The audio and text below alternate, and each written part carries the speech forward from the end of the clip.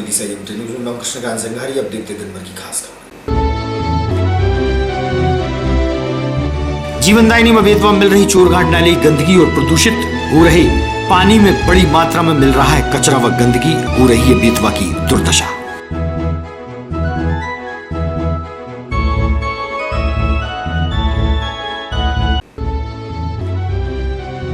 शहर में बढ़ती चोरी घटनाओं पर अंकुश न लगने से चोरों की गिरफ्तारी हेतु व्यापार महासंघ की टीम पहुंची पुलिस कप्तान के पास।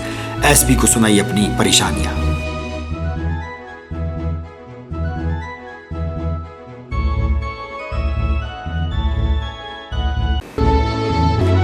और आंगनबाड़ी कार्यकर्ता व सहायिकाओं द्वारा की जा रही अनिश्चितकालीन हड़ताल 27वें दिन भाजपा के वरिष्ठ नेता मुकेश टंडन ने कराई स्थगित। मुख्यमंत्री से समस्या रखने की कही बात।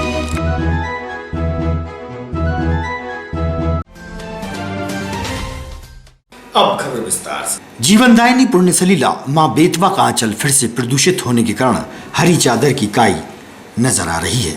श्रमदानी बेतवा पहुंचते हैं, जहां बेतवा की साफ सफाई करने का प्रयास भी करते हैं, लेकिन उनका प्रयास सार्थक सिद्ध नहीं हो पाता। धीरे धीरे पूरी बेतवा का आंचल प्रदूषण व गंदगी की चपेट में आ रहा है। बेतवा की स्थिति को देखकर लोगों के मन की पीड़ा का अंदाजा आप लगा सकते हैं। बेतवा का पानी बदबू मारने लगा है।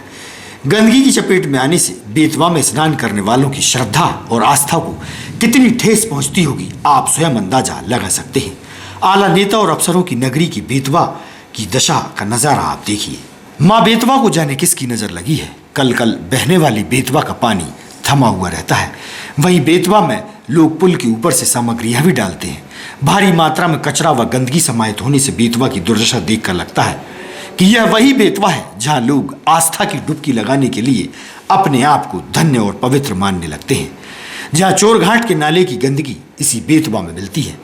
शहर भर की गंदगी चोरघाट के नाले से बेतवा में मिलती है। कई वर्षों से शहर के समाजसेवी और गणमान्य इसी नाले के गंदे पानी को बेतवा में मिलने से रोकने का प्रयास करते चले आ रहे हैं, लेकिन अफसर और नेताओं द्वारा ध्यान न देना समझ से परे है। आखिर कब तक हमारी बेतवा यूं ही प्रदूषित होती रहेगी।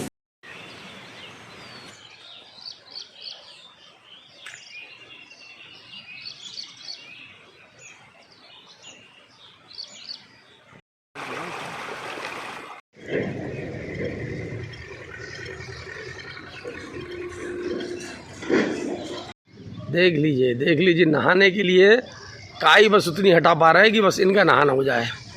ये बड़ वाले घाट के दृश्य हैं ये।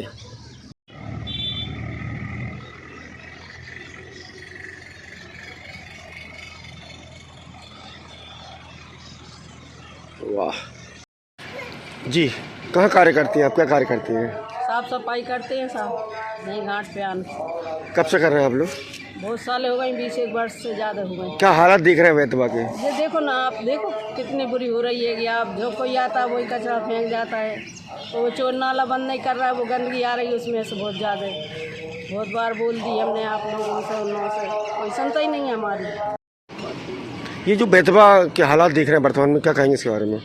बेतवा अपशिष्ट पदार्थों से पूर्णतः घिर चुकी है और इसका मुख्य कारण चोरघाट नाला एवं शहर के विभिन्न नाले। और बेतवा उत्थान समिति ने इसके लिए कई बार शासन प्रशासन और जनप्रतिनिधियों को आगाह किया, लेकिन अभी तक ज़मीनी स्तर पर कुछ भी नहीं हुआ।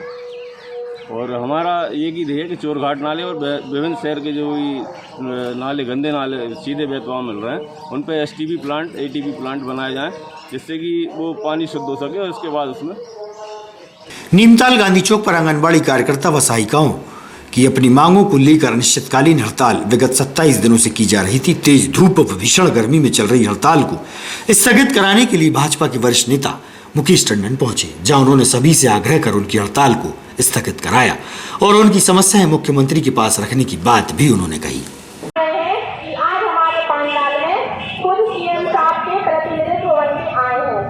माननीय मुख्यमंत्री जी ने कुछ महीनों के लिए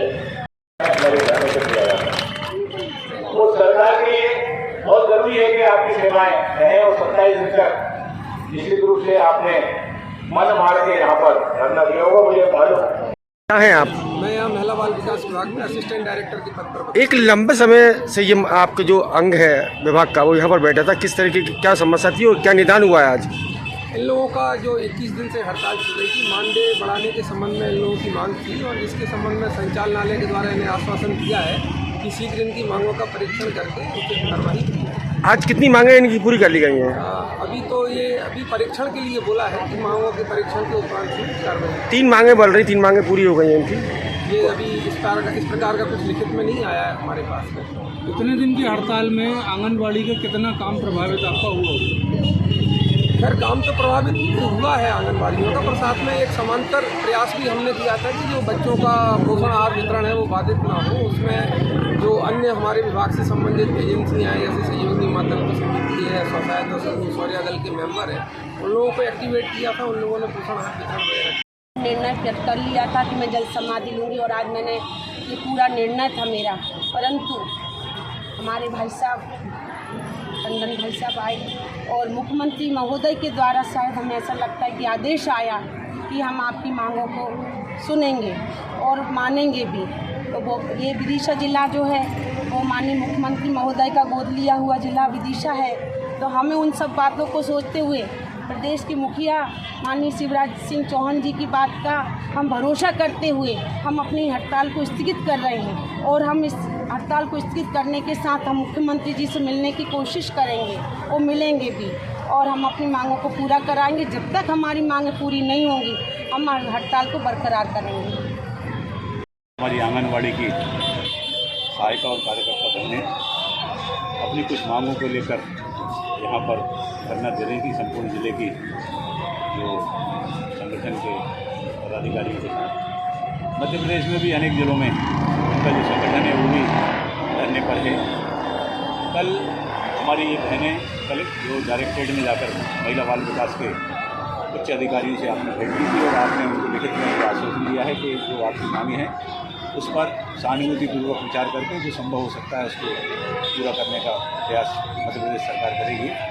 वास्तव में हमारी जो बहनों का जो सेवाएं हैं इनकी जब भर्ती हुई थी तो इनकी सेवाओं का जो आकलन शासन ने किया था, इनसे जो उम्मीद की थी कि ये सिर्फ आंगनबाड़ी में जो मध्याह्न भोजन तो बच्चों को पढ़ाने का ही काम लाने का काम करेंगे। सरकार की कोई भी योजना हो, केंद्र सरकार की कोई भी योजना हो तो नीचे तक अमली जामा पहनाने का काम हमारी ये बहनें करती हैं। तो शासन को भी सहानुभूतिपूर्वक विचार करके इनकी जो उचित मांगे हैं वो पूरी करना चाहिए। मुझे विश्वास है कि माननीय मुख्यमंत्री जी बहुत संवेदनशील हैं। निश्चित रूप से कुछ ना कुछ आप बहनों के लिए जो इनके हित में हो सकता है वो करने का प्रयास करेंगे। मैं धन्यवाद देता हूँ हमारी सभी बहनों के लिए जिन्होंने मध्य प्रदेश के शहर को होने के नाते अपने अन्य जिलों में लगातार आंदोलन जारी रखते हुए इसको स्थगित करने का फैसला किया है। मैं उनके लिए धन्यवाद ज्ञापित करता हूँ। साथ ही इनकी कुछ समय को लेकर मानसी गर्मी का जो है समय भीषण गर्मी का दौर शुरू हो गया है, तो उसके लिए मैंने अधिकारी से बातचीत की है, उसमें भी वो परिवर्तित करने के लिए तैयार हो गए। आगे भी इनके लिए बेहतर से बेहतर जो हो सकता है वो व्यक्तिगत रूप से मैं भी करने का प्रयास करूँगा। शासन स्तर पर सरकार भी प्रयास करेगी। निश्चित रूप से मुख्यमंत्री जी बहुत संवेदनशील हैं। इन सभी बहनों के लिए मैंने नवरात्रि की शुभकामनाएं भी दी हैं। ईश्वर माँ भगवती, क्योंकि नवरात्रि का पावन पर्व चल रहा है, आज पंचमी का दिन है, स्कंद माता की आज पूजन होती है और स्कंद माता तो वैसे भी करुणा की देवी है। कमल शहर में आए दिन चोरी की घटनाओं में हो रही वृद्धि से परेशान होकर विदिशा व्यापार महासंघ की टीम जिला मुख्यालय पहुंची, जहां एसपी मोनिका शुक्ला को ज्ञापन देकर उन्होंने बताया कि चोरों के बुलंद हौसले से सभी लोग परेशान हैं और चोरी की घटनाएं बढ़ती जा रही, जिन पर अंकुश नहीं लग पा रहा है। विदिशा व्यापार महासंघ के अध्यक्ष मुन्नालाल जैन सहित व्यापारीगण मौजूद थे और एसपी से अपनी बात रखी। शाम तक पोस्टर निकल जाएगा और हम मामला थोड़ा चोरी का मामला आज दिन ताले ये भी अभी 2 चोरियां हैं, उसका चोर मिला नहीं है, बट हमें चोर का नाम पता है। हमने माननीय पुलिस अधीक्षक महोदय को ज्ञापन दिया। ज्ञापन के माध्यम से ये कहा कि अगर आपने इन चोरियों को अंकुश नहीं लगाया तो हमको मजबूर होकर जिला बंद करने की यो जाना पड़ेगा। इससे अच्छा ये है आप चोरों को जल्दी पकड़ें, जो व्यापारियों की अगर चोरी हुई है उनका माल बरामद कराएं। यही हमारी मांग है। हम नहीं चाहते कि शहर के अंदर लाइन ऑर्डर की स्थिति खराब हो। अगस्त को हुई थी जिसमें 5 लाख की चोरी हुई थी। दूसरी जो है रंग पंचमी से पहले एक दिन पहले 26 तारीख को हुई और एक जो है 1 अप्रैल को हुई है। तीनों चोरी हुई हैं। और दोनों की फोटोज वगैरह वीडियो वगैरह सभी दे दिए हैं। एसपी मैडम ने कहा है कि वो हमारी पहचान में आ गया है, अभी हम जो है पकड़ते हैं, उसे पकड़ने की तैयारी कर रहे हैं। श्रीमान एसपी महोदया को विदिशा में विगत दिनों काफ़ी चोरियां हुई हैं, उसके संबंध में एक ज्ञापन दिया गया है जिसमें उनसे मांग की गई है कि विदिशा शहर में जो चोरियों की घटनाओं में वृद्धि हो रही है उस पर अंकुश लगाया जाए, पुलिस की जो निष्क्रियता है उसको समाप्त किया जाए और चोरों को शीघ्र गिरफ्तार कर उनको अरेस्ट किया जाए, जिससे कि चोरी की घटनाओं का खुलासा हो सके। अतिथि शिक्षक संघ द्वारा नियमितीकरण की मांग को लेकर भाजपा के नेता मुकेश टंडन के निवास पर पहुंचे और मुख्यमंत्री के नाम ज्ञापन उन्हें सौंपा गया। यदि एक भी दिन नहीं जाते तो हमारी सैलरी काट ली जाती है। जो भर्ती की परीक्षा ली वही सब बोया थी। आप तो हमें रास्ता बताइए। सब बहुत टैलेंटेड है सब लोग, तो क्या उसी जगह पे लगे रहेंगे? साथी की आज होगा कल होगा, हमारे संग बैठ नहीं पाएंगे। भाई साहब 5-6 अतिथि शिक्षक संघ। नाम है आपका? रश्मि दुबे है हमारा नाम। हम लोग 15 सालों से लगातार सेवा दे रहे हैं अतिथि शिक्षक के रूप में, लेकिन हम लोग चाहते हैं कि हम लोगों का नियमितीकरण हो जाए, सभी का नियमितीकरण हो। हम लोग सभी से ऐसा हम लोग लगातार इसी प्रयास में लगे हुए हैं कि हम लोगों का नियमितीकरण हो, लेकिन सरकार ने आज तक अभी तक हम लोगों के साथ ऐसा कोई ऐसा काम नहीं किया है कि हम लोग कहीं से ऐसी आशा लगे कि हम लोगों का काम हो रहा है। हम लोग लगातार लगे रहते हैं, बहुत कम होते चले जा रहे हैं धीरे धीरे हम लोग भी। क्या कारण है? कारण ही तो अभी तक पता नहीं चला। हम लोग तो लगातार नई नियुक्तियां करते चले जा रहे हैं, नई नियुक्तियां होती रही हैं। हम लोग जब थे तो नई नियुक्तियां होनी नहीं चाहिए थी, हम लोग तो पहले से थे और हम लोग योग होंगे तभी तो इतने सालों से लगे हैं, अच्छे अच्छे रिजल्ट देते चले आ रहे हैं, लेकिन फिर भी सरकार हम लोगों की सुनने के लिए तैयार नहीं और हम लोग लगातार सरकार का सपोर्ट भी कर रहे हैं। आज कहाँ है? किस लिए आए हैं? आज हम लोग इसलिए आए हैं कि माननीय मुख्यमंत्री जी हम लोगों का भाई साहब के माध्यम से हम लोगों का नियमितीकरण करें, ये हम लोगों की ऐसी आशा है। सब विश्वास भी है पूरा कि करेंगे भाई साहब जरूर हम लोगों का। सबकी सुनिए, सबकी हाँ सुनेंगे तो जरूर, लेकिन अब देर बहुत हो गई है सुनने में। अतिथि शिक्षक अपनी कुछ मांगों को लेकर आंदोलनरत रहे। वास्तव में महंगाई के ज़माने में जितना ये मेहनत और परिश्रम करती हैं, रेगुलर जो लोग काम करते हैं, सरकार जिनको रेगुलर मानती है उनके और उनके बीच में काफ़ी असामान्यता लगती है। सरकार इनके साथ भी न्याय करे, ये आप लोगों की मांग है और इस मांग को निश्चित रूप से माननीय मुख्यमंत्री जी के संज्ञान में जब भी विदिशा प्रवास करेंगे लाया जाएगा। 2008 से लगातार आप अपनी जेनाइन मांगों को लेकर कहीं ना कहीं चिंतित हैं, उनकी चिंता दूर हो ये प्रयास किया है। नवरात्र पर्व के चलते शहर के मुख्य मार्ग से धर्म प्रेमी महिलाओं द्वारा चुनरी यात्रा निकाली गई। चुनरी यात्रा देवी का बाग स्थित मां जगदम्बे के दरबार में पहुंची। शहर में हिंदू धर्ममय वातावरण बना हुआ है।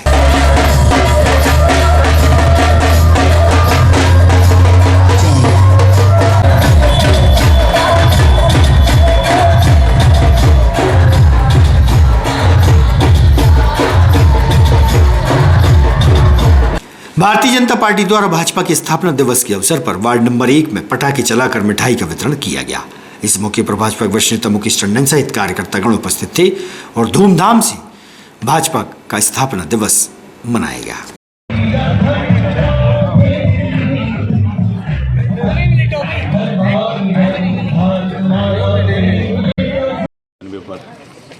भारतीय जनता पार्टी का 42वां स्थापना दिवस सभी हमारे मतदान केंद्र के मतदाता कार्यकर्ताओं ने मनाया। आज से 42 वर्ष पूर्व मुंबई में भारतीय जनता पार्टी की स्थापना हुई थी।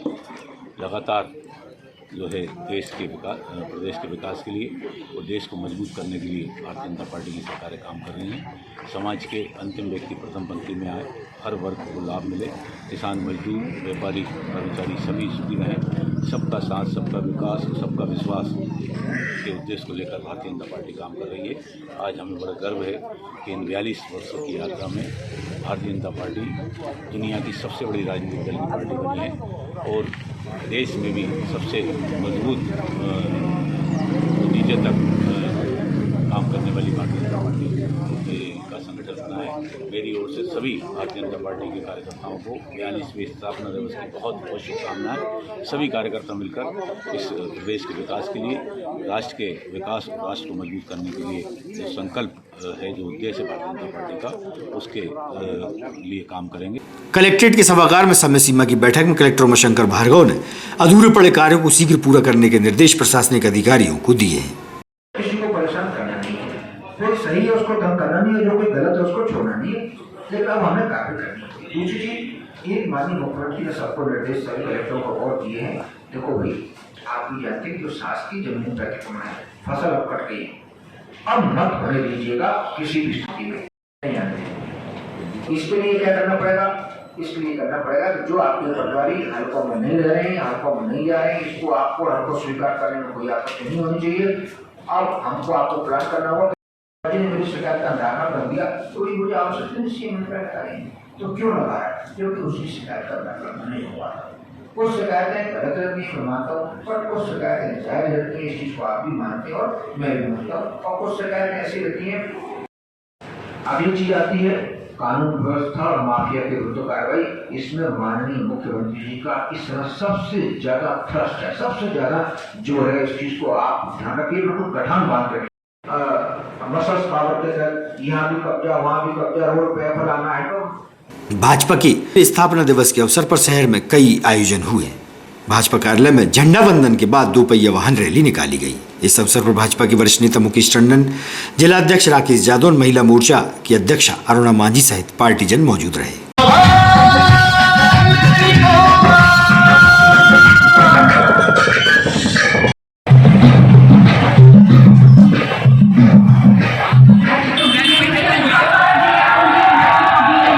आज की खबरों को देते हैं पर ब्राह्मण, आप देखते रहिएगा विदिशा न्यूज़। अगर आप ये वीडियो फेसबुक पर देख रहे हैं तो लाइक जरूर करें और ज्यादा से ज्यादा शेयर करें। धन्यवाद।